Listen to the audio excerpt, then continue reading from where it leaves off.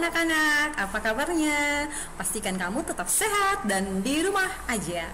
Oke anak-anak, mungkin kalian udah ada nih yang rindu dengan bapak ibu gurunya di sekolah, atau rindu dengan teman-temannya, rindu belajar di kelas, rindu di asrama. Wah, banyak banget kerinduannya ya mungkin. Nah, tapi rindunya ditahan dulu ya. Kalian tetap di rumah aja ya. Jadi kalian tetap bisa kok belajar dari rumah ya. Nah, jangan lupa untuk mencukupi asupan cairan tubuh kamu biar tetap sehat dan kamu bisa beraktivitas di rumah aja. Anak-anak, hari ini kita mau belajar nih khususnya untuk anak kelas biologi kelas 10. Nah, hari ini Ibu akan membagikan materi tentang siklus biogeokimia. Nah, apa sih siklus biogeokimia itu? Ada yang penasaran? Nah, jadi siklus biogeokimia itu adalah siklus yang melibatkan reaksi biologis, geologis, dan kimiawi.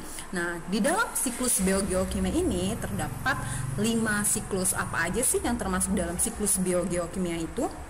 Jadi siklus biogeokimia ini ada 5, yaitu siklus karbon, nitrogen, fosfor, air, dan sulfur. Dari kelima siklus ini, Ibu hanya akan menjelaskan satu aja, yaitu siklus karbon. Nah, anak-anak pernah membakar pohon nggak? Atau kayu? Pernah melihat asap kendaraan? Oke. Pernah melihat asap limbah industri? Oke, pasti sudah pernah semua ya. Nah, jadi asapnya tadi atau asap kendaraan, asap limbah industri itu adalah bentuk atau contoh karbon yang dikembalikan ke atmosfer atau ke udara. Jadi, karbon dan oksigen ini adalah salah satu unsur penting di dalam menyusun senyawa organik. Salah satu unsur yang penting ya dalam menyusun senyawa organik. Yuk, kita langsung lihat aja bagaimana siklus karbon tersebut terjadi. Ya, jadi siklus karbon dan oksigen ini terjadi saling keterkaitan atau bersamaan seperti itu ya. Nah, otomatis kan karbon dan oksigen dia paling banyak terlibat di mana? Ayo anak-anak, di mana? Nah, karbon dan oksigen paling banyak terlibat di dalam proses fotosintesis dan respirasi. Berarti tahu dong dari mana kita mulainya siklus karbon? Nah, yuk perhatikan bersama-sama gambar berikut. Jadi siklus karbon dimulai dari tumbuhan, misalnya contohnya nih di daratan ada tumbuhan, kalau di perairan ada ganggang, alga, seperti itu. Intinya tumbuhan atau produsen yang bersifat autotrof karena mereka melakukan fotosintesis. Nah, saat melakukan fotosintesis, tumbuhan ini atau produsen ini menyerap gas karbon dioksida yang ada di atmosfer, diserapnya ya kan untuk melakukan proses fotosintesis sehingga senyawa anorganik ini diubah menjadi senyawa organik. Hasil dari fotosintesis adalah karbohidrat, nanti digunakan untuk reaksi fisiologis tumbuhan atau hewan manusia yang telah mengkonsumsi tumbuhan tersebut atau tanaman tersebut, seperti itu ya. Jadi pertama tadi apa? Daur karbon dimulai dari proses fotosintesis, yaitu penyerapan gas karbon dioksida di atmosfer untuk proses fotosintesis. Nah, baik tumbuhan, hewan, manusia atau makhluk hidup melakukan respirasi atau penapasan. Saat melakukan respirasi akan mengeluarkan juga unsur karbon ya, akan dikembalikan lagi di udara seperti itu ya. Jadi ada fotosintesis dan respirasi untuk pertukaran karbon dioksida dan oksigen seperti itu di dalam kelangsungan hidup kita.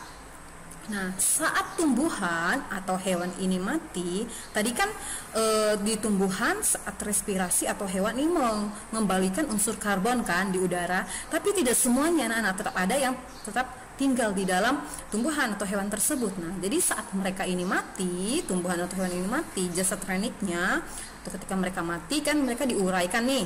Nah, hasil penguraiannya ini oleh dekomposer dikembalikan lagi nih unsur-unsur karbonnya di udara. Nah, mungkin ada yang susah banget nih terurai lama gitu kan proses penguraiannya. Jadi mereka mengalami pengendapan. Jadi hasil pengendapannya ini atau bahan berupa bahan bakar fosil digunakan nih untuk proses di industri, untuk digunakan dalam pabrik industri seperti itu. Nah, di dalam industri ini kan ada limbah ya, limbahnya berupa asap. Nah, asapnya ini berupa unsur karbon, kembalikan lagi ke atmosfer seperti itu ya. Jadi inilah gambaran proses atau siklus karbon ya, ini terus berlangsung ya. Namun perlu kita ketahui bersama anak-anak, terjadinya ketidakseimbangan antara karbon dan oksigen di atmosfer. Kira-kira ini karena apa sih? Nah, ini adalah karena ulah kita atau aktivitas manusia. Nah, jadi yuk kita sama-sama melakukan pelestarian, contohnya misalnya menanam pohon agar terjadi keseimbangan yang baik antara unsur karbon dan oksigen di atmosfer, dan kita sama-sama merasakan lingkungan yang asri seperti di Mika ya anak-anak ya. Di sini kan lingkungannya sangat segar, sejuk, pohon-pohonan banyak. Nah, anak-anak mungkin kalian masih penasaran lagi nih apa aja bentuk atau gangguan yang terjadi sehingga terjadi ketidakseimbangan unsur karbon dan oksigen. Untuk itulah yang akan menjadi penugasan atau pengayaan anak-anak di rumah. Nanti di slide terakhir akan Ibu bagikan bagaimana penugasannya atau pengayaannya. Nanti anak-anak boleh bertanya kepada Ibu baik via WA atau sosmed biar anak-anak semakin paham maksud dan tugasnya. Nanti tugasnya ada di slide terakhir akan Ibu bagikan. Oke anak-anak, sampai di sini dulu materi kita hari ini. Sampai jumpa, tetap sehat dan tetap di rumah aja. Oke, bye.